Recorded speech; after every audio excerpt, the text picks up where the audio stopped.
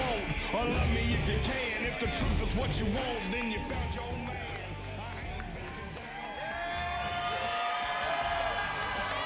Thank you. Thank you very much. I love you, honey. You know, I was born 5 years after the end of a global war that killed more than 60 million people.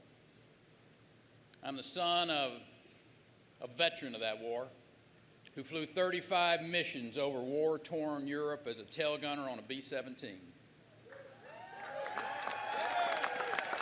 When Dad returned home, he married Mom. They started a life together. They were tenant farmers. They were raised during a time of great hardship and had little expectation beyond living in peace, putting a roof over our heads, and putting food on our table. Home was a place called Paint Creek, too small to be called a town, but it was the center of my universe. For years we had an outhouse. Mom bathed us on the back porch in a number 2 wash tub. She also hand sewed my clothes till I went off to college.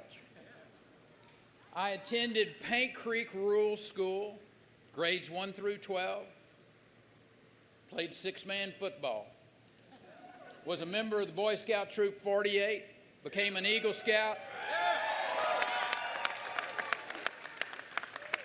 I went off to Texas A&M, where I was a member of the Corps of Cadets. I got my degree in animal science. I was proud to wear the uniform of our country as an Air Force officer and aircraft commander.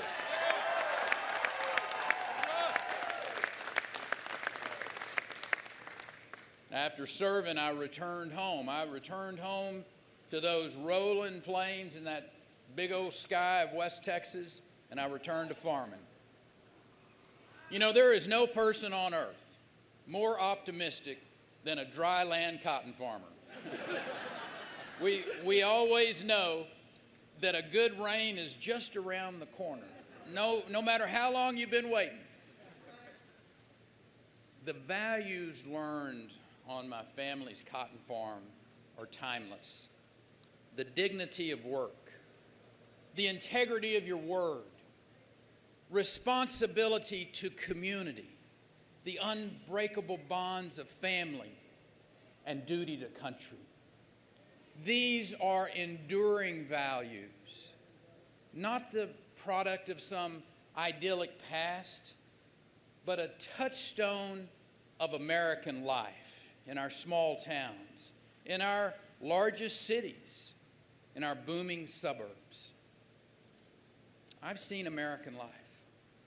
I've seen it from the red dirt of a West Texas cotton field, from a campus in College Station, Texas, from the elevated view of a C-130 cockpit, and from the governor's office of the Texas Capitol.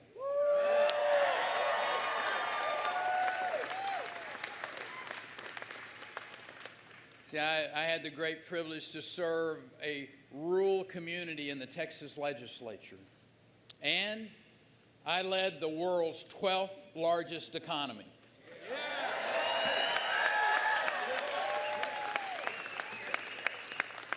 I know that America has experienced great change, but what it means to be an American has never changed. We are the only nation in the world founded on the power of an idea that all are created equal, that they are endowed by their Creator with certain unalienable rights, that among these are life and liberty and the pursuit of happiness.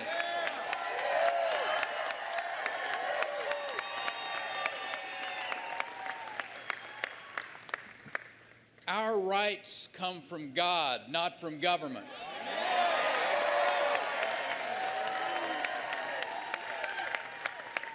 Our people are not the subjects of government, but instead, government is subject to the people.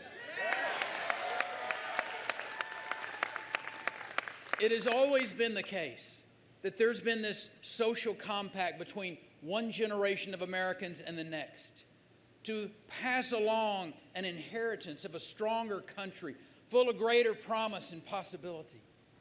And that social compact, it has been protected at great sacrifice. It was never more clear to me than when I took my father to the American cemetery that overlooks the bluffs at Omaha Beach. On that peaceful, windswept setting, there lies 9,000 graves, including 45 pairs of brothers, 33 of whom are buried side by side, a father and a son, two sons of a president. They all traded their future for ours in a final act of loving sacrifice.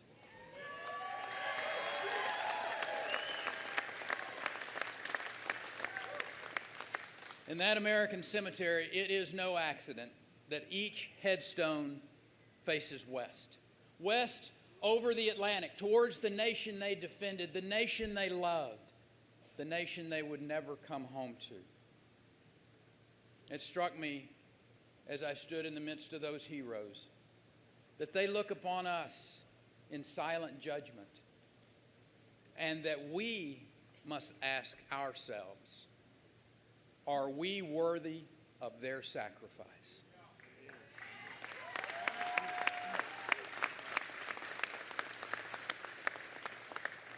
The truth is, we're at the end of an era of failed leadership. We have been led by a divider who has sliced and diced the electorate, pitting American against American for political purposes. 6 years into this so-called recovery, and I might add our economy is barely growing. This winter, it actually got smaller. Our economic slowdown is not inevitable. It just happens to be the direct result of bad economic policy.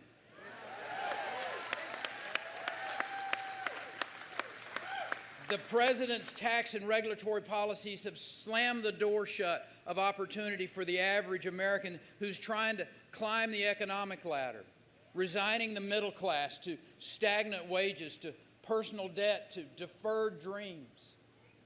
Weakness at home has led to weakness abroad. The world has descended into a chaos of this president's own making. While his White House loyalists, they construct an alternative universe where ISIS is contained, that Ramadi is merely a setback, where the nature of the enemy can't be acknowledged for fear of causing offense, where the world's largest state sponsor of terrorism, the Islamic Republic of Iran, can be trusted to live up to a nuclear agreement. No decision has done more harm than the president's withdrawal of American troops from Iraq. Let no one be mistaken. Leaders of both parties have made grave mistakes in Iraq. But in January of 2009, when Barack Obama became commander-in-chief, Iraq had been largely pacified. America had won the war, but our president failed to secure the peace. How callous it seems now, as cities once secured with American blood are now being taken by America's enemies, all because of a campaign slogan. I saw during Vietnam a war where politicians didn't keep faith with the sacrifices and courage of America's fighting men and women, where men were ordered into combat without the full support of their civilian commanders. To see it happen again, 40 years later, because of political gamesmanship and dishonesty, is a national disgrace.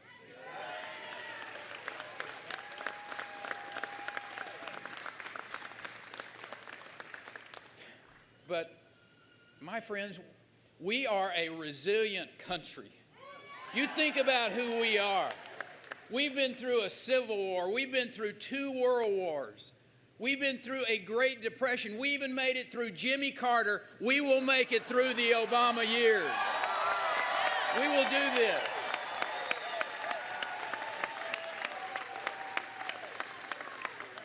You know, the fundamental nature of this country is our people never stay knocked down. We get back up. We dust ourselves off. We move forward. And you know what? We will do it again.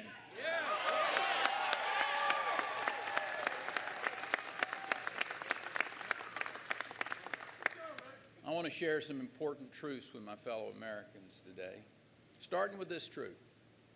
We don't have to settle for a world in chaos or an America that it shrinks from its responsibilities. We don't have to apologize for American exceptionalism or Western values. We don't have to accept slow growth that leaves behind the middle class, that leaves millions of Americans out of work. We don't have to settle for crumbling bureaucracies that target taxpayers and harm our veterans. We don't have to resign ourselves to debt, decay, and slow growth. We have the power to make things new again, to project America's strength again, and to get our economy going again.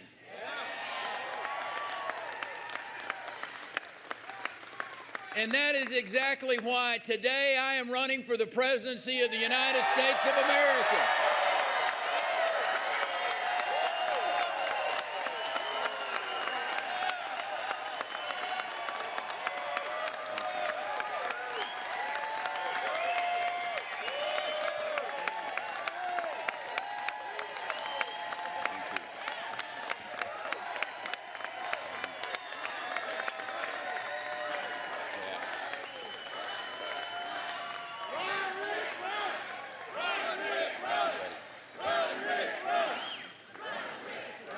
Thank you.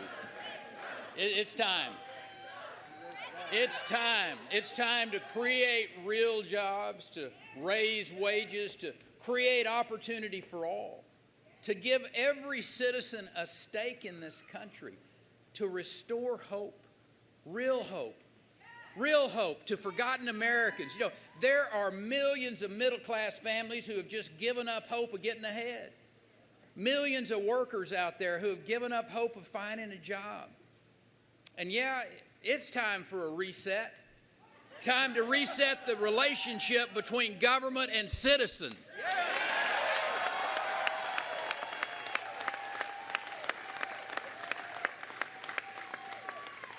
You think of the arrogance of Washington, D.C., representing itself as some beacon of wisdom, with policies that are smothering this vast land with no regard to what makes each state and community unique. That's just wrong. We need to return power to the states and freedom to the individual.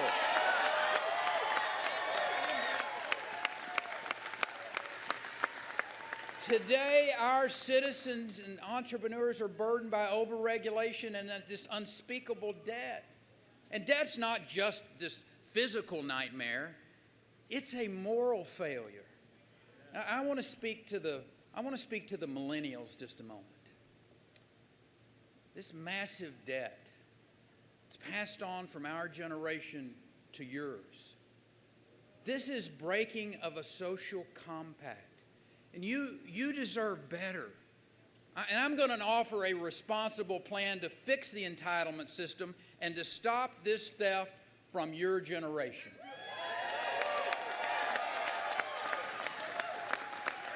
To those Americans those, I might add, forgotten Americans, drowning in personal debt, working harder for wages that don't keep up with the rising cost of living, I came here today to say, I hear you.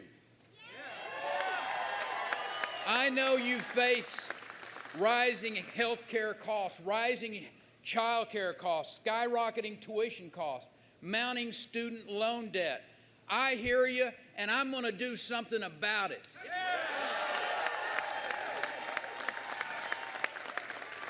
To the 1 in 5 children in families who are on food stamps, to the 1 in 7 Americans living in poverty, to the 1 in 10 workers who are unemployed, underemployed, or just giving up hope of finding a job, I hear you. You are not forgotten.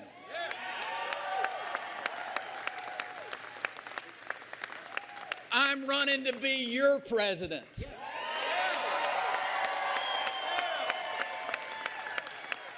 For small businesses on Main Street, those that are struggling to just get by, that are smothered by regulation, they're targeted by Dodd-Frank, I hear you. You're not forgotten. Your time is coming.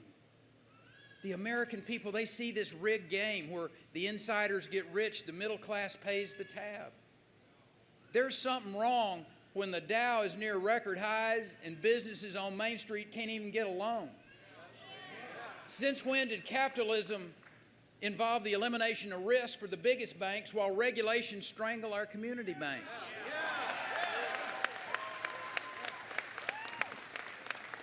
Capitalism is not corporatism. It is not a guarantee of reward without risk. It's not about Wall Street at the expense of Main Street. The reason I'm running for president is I know for certain our country's best days lie ahead. There is nothing wrong in America today that a change of leadership will not make happen.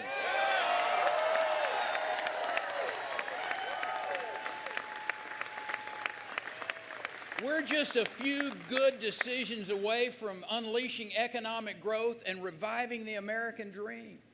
We need to fix a tax code that's riddled with loopholes, that sends jobs overseas and punishes success.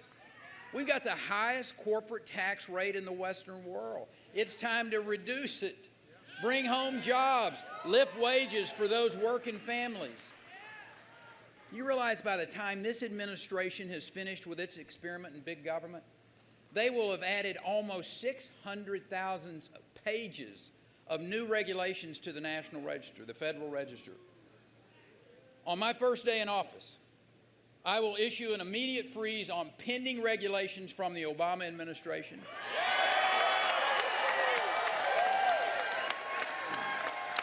That same day, I will send to Congress a comprehensive reform and rollback of job-killing mandates created by Obamacare, Dodd-Frank, and other Obama-era policies. Agencies will have to live under strict regulatory budgets. Health insurers will have to earn the right to your money instead of lobbying Washington to force you to hand it over. On day one, I will also sign an executive order approving the construction of the Keystone Pipeline.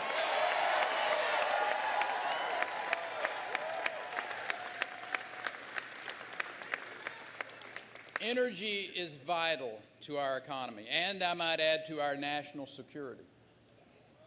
On day one, I will sign an executive order authorizing the export of American natural gas and oil, freeing our European allies from the dependence of Russia's energy supplies.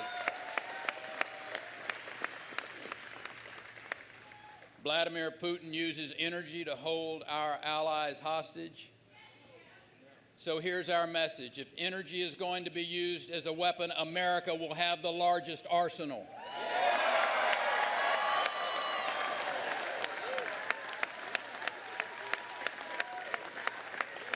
We will unleash an era of economic growth and limitless opportunity. We will rebuild American industry. We will lift wages for American workers. It can be done because it has been done in Texas.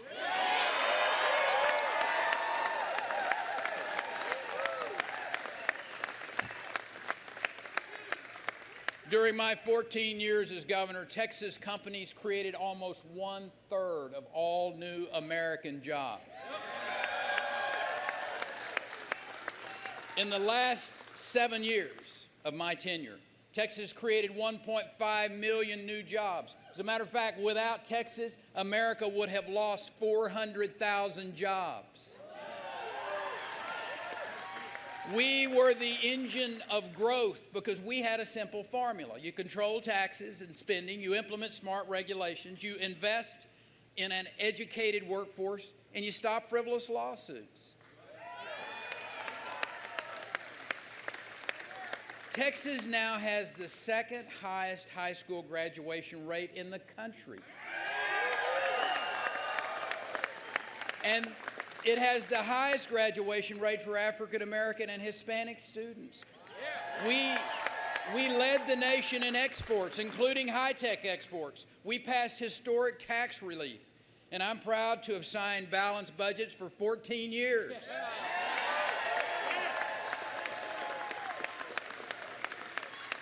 We not only created opportunity, we stood for law and order. When there was a crisis at our border last year, and the president refused my invitation to see that challenge that we faced, I told him, Mr. President, if you do not secure this border, Texas will.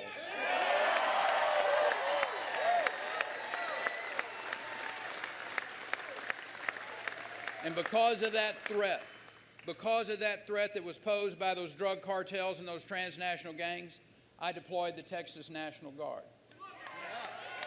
And the policy worked. Apprehensions declined by 74%. If you elect me your president, I will secure that border.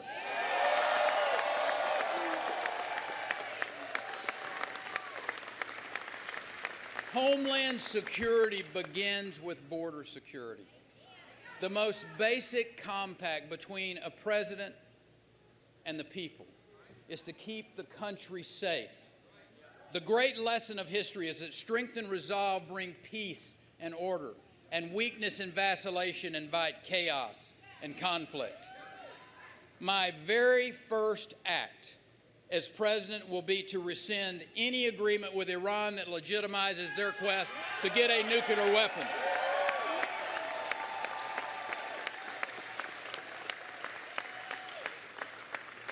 Now's the time. Now is the time for clear-sighted, proven leadership. We have seen what happens when we elect a president based on media acclaim rather than a record of accomplishment. This will be a show-me, don't-tell-me election where voters look past the rhetoric to the real record. The question of every candidate will be this: when have you led? Leadership is not a speech on the Senate floor. It's not what you say, it is what you have done.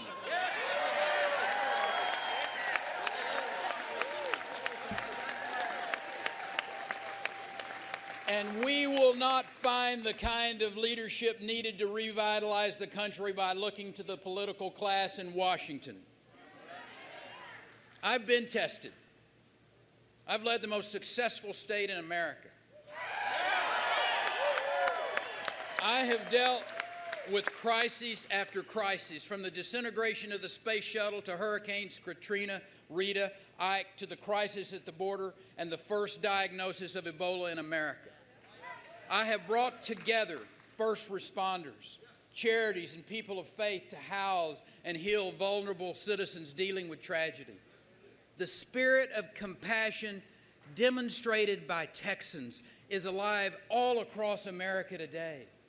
While we've experienced a deficit in leadership, among the American people, there is a surplus of spirit.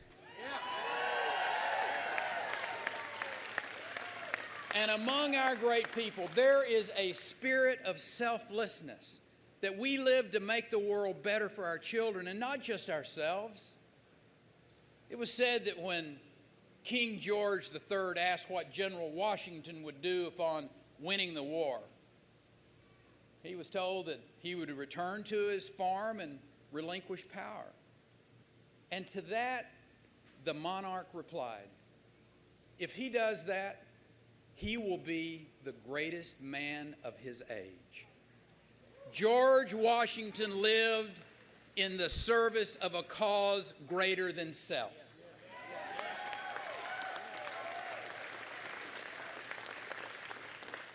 You know, if anyone's wondering if America still possesses the character of selfless heroes, I'm here today to say yes. Yeah. I'm surrounded by heroes. They're in all generations. They're in all the different generations, but they're woven together by the same thread of selfless sacrifice. They're heroes like Medal of Honor recipient Mike Thornton, who survived an ambush by enemy forces in Vietnam, made it back to the safety of a water rescue, only to find out his fellow team member had been left behind, presumed dead. But Mike didn't leave. He returned through enemy fire. He retrieved Lieutenant Norris, who was still alive.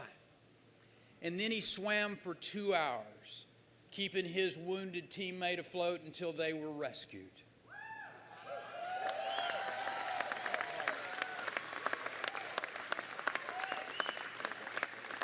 Heroes like Marcus Luttrell,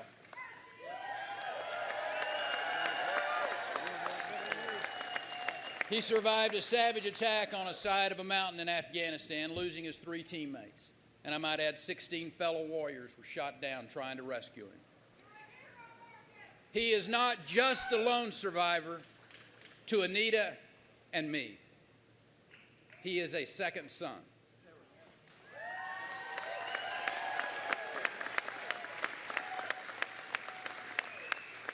And Taya Kyle, who suffered the deep loss of her husband, Chris, an American hero. When I think of Taya Kyle, I think of a brave woman who carries not just the lofty burden of Chris's legacy, but the grief of every family who has lost a loved one to the great tragedy of this war or its difficult aftermath. Anita and I want to thank Taya for her tremendous courage. America is an extraordinary country. Our greatness lies not in our government, but in our people. Each day, Americans demonstrate tremendous courage. But many of those Americans have been knocked down, and they're looking for a second chance. Let's give them that second chance. Let's give them real leadership.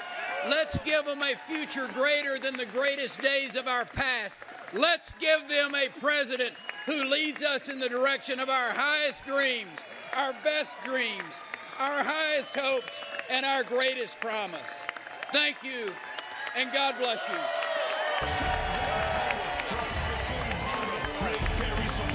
Protect